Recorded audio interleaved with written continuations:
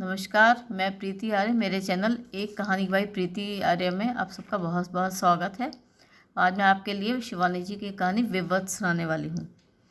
मैं श्वनिका का च्याला खेलूँ नी, मैं के खेलूँ तेरे हाड़, मेरी हम उम्र हमजोलियाँ अपने बेटों को खिला रही हैं, मैं किसे खिलाऊँ तेरे हाड़ को। आज पुराने कपड़ों के बक्से को ठीक कर रही थी कि नैफ्थलीन में रचा बसा मुझे एक बहुत पुराना पत्र मिला। गत माह मैंने फिर एक कन्या को जन्म दिया है। पंडित जी ने कहा मकर राशि मिथुन लग्न में जन्मी है, इसी से इसका नाम गंगा, गिरजा, खष्टी।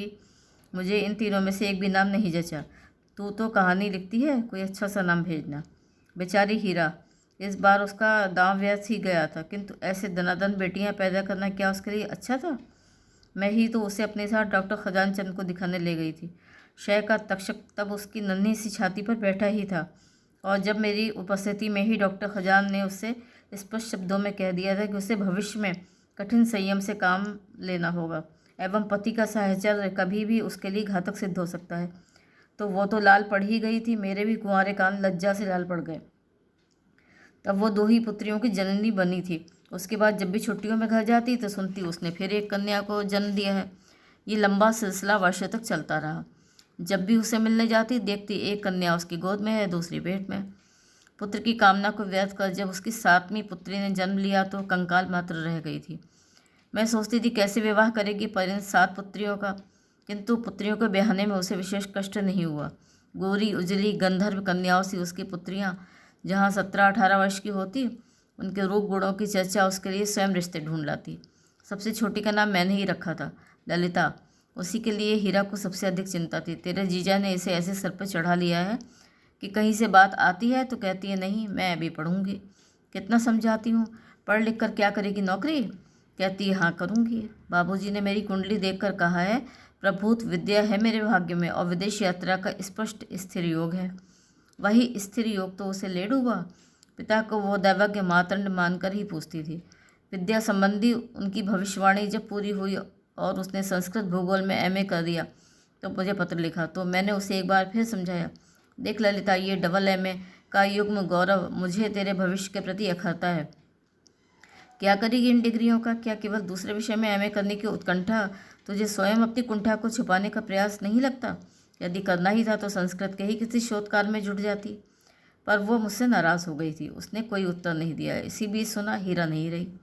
मैंने जब ललिता को अंतिम बार देखा, वो इंटर की परीक्षा देकर घूमने अपनी बड़ी बहन के पास नैनीताल आई थी। लंबी छरहरी कराल यष्टि बरौनियाँ देखकर लगता ही नहीं था कि असली है। उनकी स्वाभाविकता मुझे असंदिग्ध लगी।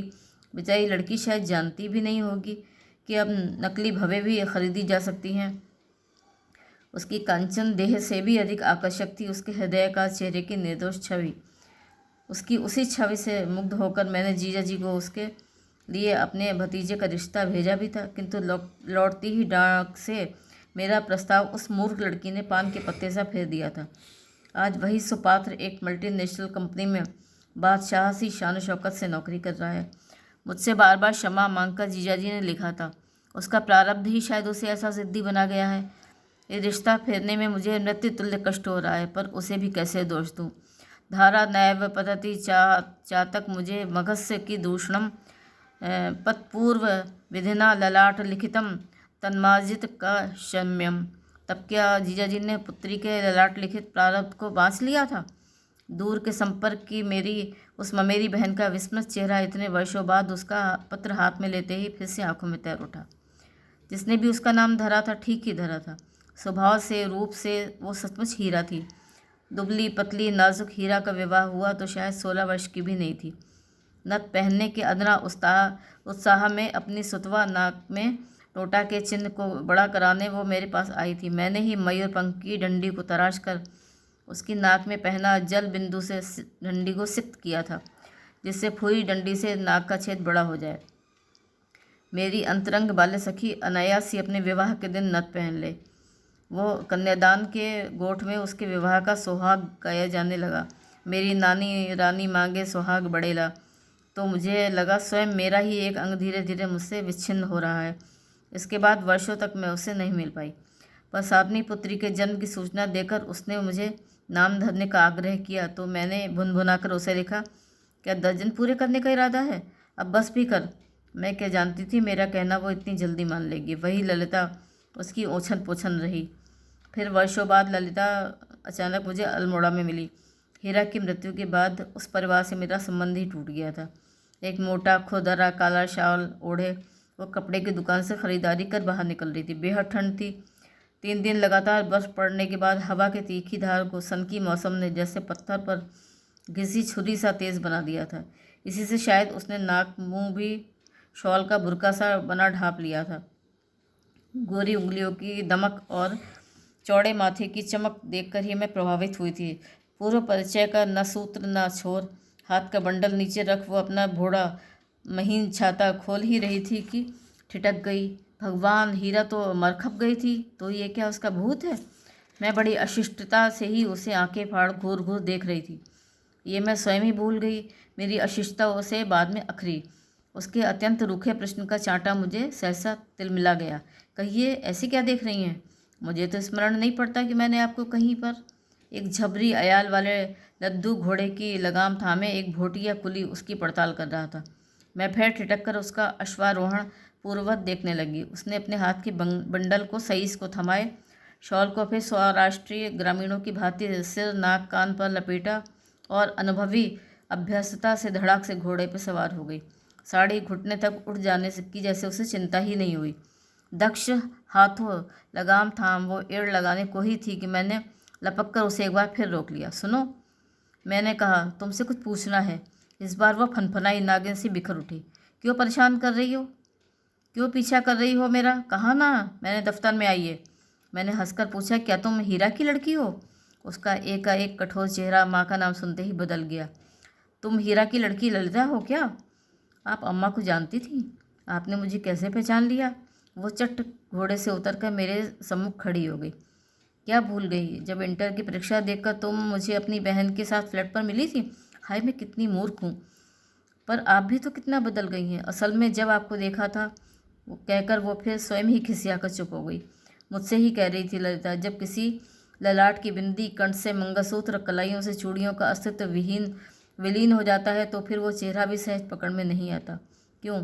अब ये बताओ, तुम क्या कर रही हो? जीजा जी कैसे हैं? मैं अब हेड मिस्ट्रेस हूँ। मौसी, बाबूजी ठीक है। बीच बीच में उनका पुराना श्वास उमड़ आता है। फिर उसकी बारी थी। वो हंस हंस कर मुझसे प्रश्न पूछती आ रही थी और एक एक प्रश्न के साथ साथ उस मनहूस शांत से भ्रामक बन गई। उसकी वयस के एक एक वर्ष जैसे घटते जा रहे थे। वो तो 16 साल की हीरा ही जैसे पान खाकर मेरे सम्मुख खड़ी हो गई थी। अपनी नुकीली जीभ निकाल कर पूछ रही थी, खूब लाल हो गई ना? 2 ही पान खाकर आई है। जानती है कुंती बुआ क्या कह रही थी? प्यारी को पान, कुंवारी को मेहंदी, गोरी को काजल और काली को बिंदी। अच्छा, तो तेरा दूल्हा तुझे खूब प्यार करेगा, यही कहना चाहती है ना? चल हट, उसने मुझे शर्माकर ढकेल दिया। मौसी, मैं आज रात अपनी अध्यापिका के यहाँ रुकूंगी। कल सुबह की बस से जाऊंगी। चलिए ना मेरे साथ। बाबूजी आपको देखकर कितना खुश होंगे। जागेश्वर के दर्शन भी कर लेंगी। मैं जानती थी जागेश्वर मंदिर का शीश हीरा के बरामदे से दिखता था। ब्रह्मकुंड से एक पतली सर्पिल पगडंडी ठीक उसके घर तक पहुंचती थी। ठीक है, चलूंगी ललिता। सुबह तुम मुझे यहीं से ले लेना। अब तो देर मत कर। सुना है अब अल्मोड़े की सड़कें भी निरापद नहीं रह गई हैं। संध्या 6 बजे से ही नशे में मत मदालस युवकों का उन्मत्त आचरण स्वेच्छुओं से देख मैं कई बार मन ही मन शुद्ध हो चुकी थी। क्या ये वही अल्मोड़ा है जहाँ 20 वर्ष पूर्व ग्रह का तरुण पुत्र बिना पिता की आज्ञा के कान में यज्ञोपवीत डाले लघुशंका से भी निवृत्त होने की धृष्टता नहीं कर सकता था? दूसरे दिन वो तड़के ही मुझे लेने आ गई। तेरा चेतक, मैंने हंसकर उसे छेड़ा। पहले वो नहीं समझ सकी, फिर ठठाकर हंसी। वो हमारे जाने तक वहाँ पहुँच चुका होगा, मैंने सही से कह दिया है। वो एक और घोड़ा मंगवा लेगा। घर तक बेहद तीखी चढ़ाई है। तब सुन, मैंने कहा, कैसी भी तीखी चढ़ाई हो, मैं उस 1.5 फुटे खच्चर पर नहीं चढ़ूँगी। बस पहुँची तो धूप निकल आई थी। पनुआ नौला से जागेश्वर तक की भव्य वीथिका मुझे संसार की अब तक देखी सब वीथिकाओं से सुंदर लगती है। चारों ओर अद्भुत निस्तब्धता, देवद्रुमों की हिम शीतल बयार का स्निग्ध स्पर्श जैसे कोई रह रहकर माथे कपोल स्कंधों पर आइस बैग रख रहा था। झिंगुर के लयबद्ध झनकार और कदम कदम पर दिव्य प्राचीन भग्न मंदिरों की भव्य झांकी। वो रहा हमारा मकान, जहाँ छत पर कद्दू सूख रहे हैं। उसने बड़े उत्साह से चाल और तेज कर दी। पर मेरा एक एक पैर एक एक मन का हुआ जा रहा था। उन व्यर्थ सूखते विराट कद्दुओं का इतिहास स्वयं उसके बाबूजी ने ही बताया था। हम पहुँचे तो गृह स्वामी एक धोती पहने अपनी नंगी पीठ को एक लंबी पेंसिल से खुजला रहे थे। बड़ी देर कर दी बेटी, मैं तो सोच रहा था कल शाम ही आखिरी बस से लौट आओगी। उन्होंने शायद पहले मुझे नहीं देखा था। फिर अचकचाकर उठे और खूंटी पर टंगा कुर्ता पहनकर एक बार मुझे और एक बार ललिता को देखने लगे, जैसे पूछ रहे हो ये किसे ले आई हो। मैं खड़ी थी। क्यों, बैठने को नहीं कहेंगे जीजा जी? मैंने हंसकर कहा, कभी तो आपने मुझे उठाकर मुंह में धरने की इच्छा प्रकट की थी, अभी भी नहीं पहचाना? एकाएक उनके क्लांत चेहरे पर जैसे डूबते सूर्य की समग्र लालिमा उतर आई। कैसा मूर्ख हूँ मैं, पर दोष क्या मेरा है? आज शायद 35 साल बाद देख रहा हूँ आपको। अहो भाग्य, अहो भाग्य, आपने आज इस दीन की कुटिया को पवित्र कर दिया। जा बेटी, जल्दी चाय का पानी तो चढ़ा। अनेक वर्षों की संचित स्मृतियों ने सहसा कलेजा मरोड़ दिया। अप्सरासी सुंदरी कामदार लहंगे दुपट्टे में गठरी बनी सप्तपदी की अवसन्न ध्रुम रेखा से घिरी नौशे के पास बैठी दही बताशा खाने मुँह ही नहीं खोल रही थी। मानसून के परिवेश से सब सयाने हुमायूं के कठोर अनुशासन के चाबुक से भीतर खदेड़ दिए रह गए थे वृद्ध पुरोहित, नौशे के कुछ मित्र और बन्नी की सहेलियाँ। चोहल चुटकियों का बाजार गर्म था। नौशा विवश दृष्टि से बार बार अपने एक जूते को देख रहा था। दूसरा मंचली सालियों ने छिपा दिया था, अब कैसे उठेगा एक जूता पहनकर? तभी पंडित जी का आदेश पाकर सहमे डरे हाथों से दही बताशे का कौर नववधू के मुंह की ओर ले गया और उसने लजाकर घुटनों में मुंह छिपा लिया। अरे खा ले, बहुत सजीला दूल्हा मिला है तुझे, मैंने उसके कान में कहा। नौशा कौर हाथ ही में लिए ऐसा गंभीर बना बैठा रहा जैसे मुंह में दांत ही ना हो। शायद उसने मेरी फुसफुसाहट सुन ली थी। सहसा उसने मेरी ओर बढ़ा दिया। मैं इतना ही पसंद हूँ तो तुम खा लो ना, ये तो मुँह खोलती ही नहीं। किंतु वर पक्ष के उस उद्दंड छोकरे मित्रों की हंसी मुझे अपदस्थ नहीं कर पाई। मैं तो खा ही लूँगी, मैंने गंभीर स्वर में कहा, पर आपको जवाबी कौर में क्या खिलाऊंगी? जी हमारी चिंता मत करो, तुम्हें देखकर हमारी लार कब से टपक रही है साली साहिबा, तुम्हें उठाकर मुंह में धर लेंगे। और फिर उस चुभती जवाबी चुटकी का उत्तर मैं नहीं दे पाई। आज इतने वर्षों पश्चात अपने इसी रसिक जीजा की आपाद मस्तक बदल गई छवि देखकर कंठ में गहर सा अटक गया। कहाँ गया उस दीर्घांगी देह का पीताभ वर्ण, घने काले केशों की सघन छाया में दब दब दमकता चौड़ा माथा और लड़कियों से सजीली हंसी से विलसित लाल अधरों की संयमित परिहास पगी अद्भुत छटा। दोनों कपोल भीतर निमग्न होने से पूरा चेहरा ही बदल गया था। चौड़े कंधे से मटकर सिकुड़नों से पीठ झुक गई थी। कंकाल से देह पर कुर्ता पहनने से पूर्व मैं उनकी पसलियों के ढांचे को स्पर्श देख चुकी थी। मैंने कमरे की दीवारों पर दृष्टि फेरी, न जाने कितने वर्षों के कैलेंडर तस्वीरों से दीवार भरी थी। बेटी ललिता, तू मौसी के पास बैठ, मैं अभी आया, कहकर वे उठे, कोट पहना और झोला लेकर बाहर निकल गए। मैं समझ गई कि बेचारे मेरे लिए ही जलपान की सामग्री जुटाने तीसरा निकल गए हैं। ललिता चौके में चाय का पानी चढ़ाने गई तो मैं उठकर दीवारों पर लगी तस्वीरों में अपनी विस्मत सखी के चेहरे को ढूंढने लगी। एक ही कतार में ललिता की 6 बहनों के पति सहित चित्र लगे थे। अपनी इन सुंदरी दुहिताओं के अनुरूप वर जुटाने में जीजा जी को विशेष प्रयत्न नहीं करना पड़ा होगा। मैं उन्हें देख ही रही थी कि ललिता आ गई। मौसी, अपनी फ़ोटो देखोगी? माँ के साथ आपकी भी एक तस्वीर लगी है बाबूजी के कमरे में। मेरी कौन सी तस्वीर है री? मैंने तो कभी हीरा के साथ तस्वीर ही नहीं खिंचवाई। वाह, खिंचवाई कैसे नहीं, चलिए दिखा दूँ। स्टूल पर चढ़कर एक धूल गर्द से धूमिल तस्वीर निकाल आंचल से पोंछ उसने मुझे थमा दी। ओह, मुझे तो इसकी याद भी नहीं थी। तेरे बाबूजी ने ही हम दोनों की ये तस्वीर खींची थी। अपनी इस विचित्र सज्जा को देख मुझे स्वयं हंसी आ गई। एक मखमली बेल लगी जॉर्जेट की साड़ी के साथ हम दोनों ने एक ही से काले साटन के ब्लाउज सिलवाए थे। उन दिनों की प्रचलित चुन्नटदार बाहें, कमर में इलास्टिक की चुस्ती और गले में झालर। दाड़िम के पेड़ के नीचे एक दूसरे से कंधे पर हाथ धरे हम दोनों खड़ी थी। दाड़िम के फूलों से लदी डालियां जीजा जी ने खूब झकझोर दी थीं और झरझर डमरू से लाल पुष्प हमारे कंधे, माथे, कान पर स्वयं लुभावने लोलक बन लटक गए थे। वाह, तुम दोनों वन देवियों से ही लगोगी इस तस्वीर में। अब मुस्कुराओ तो ज़रा, 1 2 3। और प्रथम यौवन की वो चिंताहीन उन्मुक्त निर्दोष हंसी अविकल आज भी उन धुंधली पीली पड़ गई तस्वीर में ज्यों की त्यों धरी थी। अच्छा, वही तस्वीर दिखा रही हो मौसी को? हाथ के कागज़ के 2-3 पूड़े ललिता को थमाकर वे बोले, खूब बढ़िया चाय बनाना ललिता, तेरी मौसी को मसाले की चाय और वेदा होटल की दाल मोठ बहुत पसंद है। उनके सुदर्शन चेहरे की झुर्रियाँ सहसा उद्भासित हो उठी। मेरा वेदनाक्रांत अपराधी मन खिसिया गया। जिस स्नेही व्यक्ति को आज भी यही याद है कि मुझे वेदा होटल की दाल मोठ और मसाले की चाय बहुत पसंद है, अपने सुखी समृद्ध जीवन के बीच क्या कभी एक क्षण भी मुझे इसकी याद आई? उनकी पुत्रियों के विवाह में मैंने औपचारिक उत्तर भी दिए, शगुन के मनी ऑर्डर भी भेजे। हीरा की मृत्यु का राम स्मरण अंकित कोने से चिरा पोस्टकार्ड भेजने में भी उन्होंने तत्परता बरती, पर उसके उत्तर में क्या मात्र औपचारिक संवेदना देने का ही मेरा रिश्ता था? अच्छा हुआ आज ललिता आपको यहाँ खींच लाई। सुनिए जीजा जी, आप कहकर और दंड न दीजिए। मैं स्वयं लज्जित हूँ, जानती हूँ मुझसे बड़ा अपराध हुआ है। इतने वर्षों में आपको एकदम ही भूल गई, पर आप मुझे आप ना कहें। मेरा गला रुंध गया। नहीं नहीं, कैसी बातें कर रही हो? तुम्हें दोष कैसे दूँ? हीरा के साथ ही मेरे सब रिश्ते खत्म हो गए। अब क्या अपने लिए जी रहा हूँ? भगवान ने सबको पार लगा दिया, यही बची है। इसके लिए भी कई रिश्ते आ रहे हैं, पर क्या बताऊँ तुम्हें, अपनी बहनों जैसी नहीं है। वे बेचारियों तो जहाँ गाय सी बांधी बिना किसी मीन में के बंध गई। ये हर रिश्ता फेर देती है, कहती है जब मेरा मन संतुष्ट होगा तभी विवाह करूँगी। अब तुमसे क्या छिपाऊँ? वे मेरे पास खिसक आए। एक बड़ा पहुँचा गढ़वाली पंडित मेरा मित्र है, ऐसा दिग्गज तांत्रिक कि जो अनुष्ठान हाथ में ले वही सफल। उसी से मैंने इस नवरात्रि में पुनश्चरण करवाया है। कहता स्वयं लड़की आकर तुमसे कहेगी बाबू मेरी शादी कर दो। क्या मेरी बुराई कर रहे हो बाबूजी? ललिता हाथ में चाय नाश्ते की ट्रे लेकर हंसती हमारे बीच खड़ी हो गई। उसके उत्फुल्ल कमनीय चेहरे की स्निग्ध हंसी देखकर मैं मुग्ध हो गई। चौके में जाकर वो अपना मनहूस शॉल, जूते, मोजे, मफलर शायद उतार कर रखाई थी।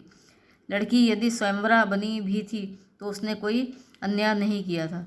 वो अपने रूप यौवन के अनुरूप जीवन सहचर न मिलने पर यदि उसे जीवन भर भी अम्लान पुष्पहार लिए राजपुत्रों की प्रतीक्षा में भटकना पड़े तो कोई दोष नहीं था। उस दिन उसके दरिद्र परिवेश में मैं जितनी बार भी उसे देख रही थी, तेजों में अष्टभुजा सा वो तेज मुझे उतनी ही बार निर्वाक कर दे रहा था। यो माँ जयति संग्रामे यो में दर्प व्यपोहति यो में प्रतिबलो लोके स में भरता भविष्यति। तू तो इतनी सी लगती है हेडमास्टरनी बनकर, अपने स्कूल की मास्टरनियों को संभाल भी पाती है या नहीं? मैंने हंसकर पूछा तो उसने तो सिर झुका लिया, पर जीजा जी कहने लगे अजी पूछो मत, सुनाए थर थर काँपती हैं इससे सब। मजाल है जो उसके स्कूल की लड़कियां कोई ऐसा वैसा कपड़ा पहन तो ले, सलवार की पाँचों की चौड़ाई तक इंची टेप से नापती है ये। प्रत्येक कमरे की सुघड़ स्वच्छ छटा में निश्चय ही उसके हस्ताक्षर थे, ना कोई अव्यवस्था, ना एक कण धूल का।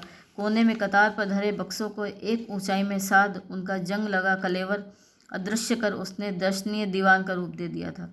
रसोई में गई तो देखा चमकते बर्तनों को यथास्थान सजाया गया था।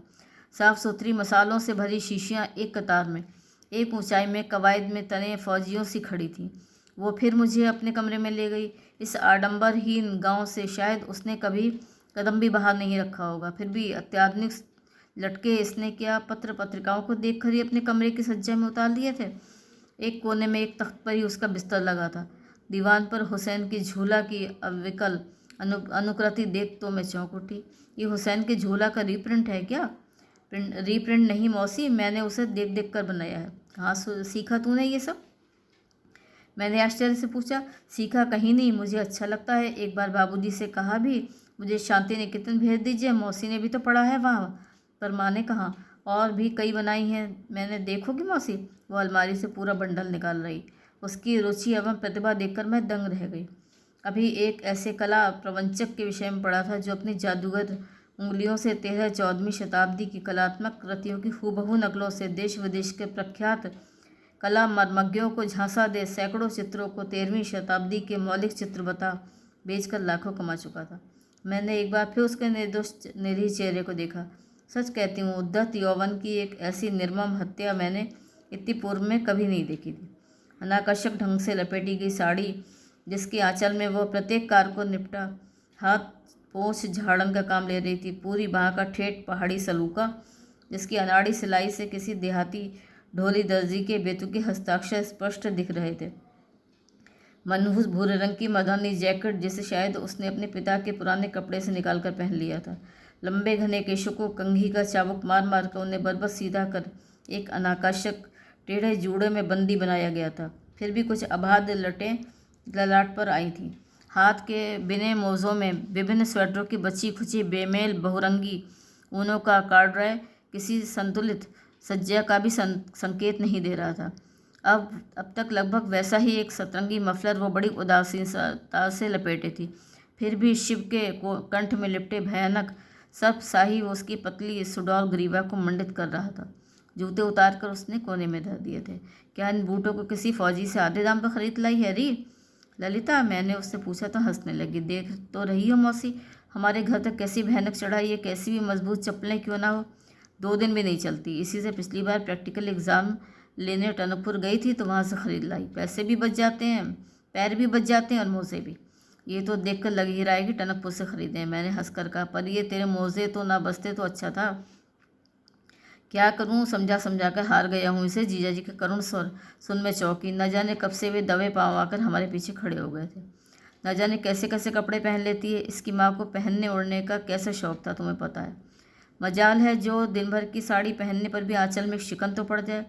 और एक ये है, ना पहनने ओढ़ने का कोई शौक़, ना खाने पीने का। मैं ना होता तो शायद डबल रोटी खाकर ही दिन काट देती। कई बार कह चुका हूँ बेटी, उम्र से पहले ही क्यों बुढ़ा रही है, कुछ ढंग के कपड़े बना ले। पर ये ना सुनती है ना भगवान की।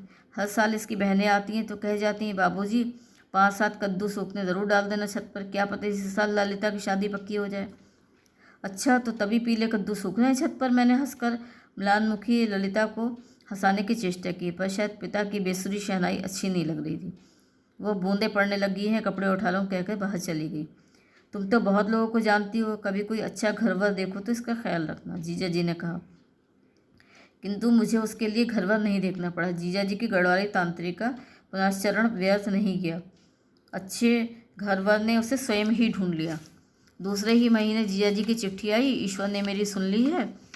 जैसा राजपुत्र सा वर ललिता चाहती थी वैसा ही उसे मिल गया है।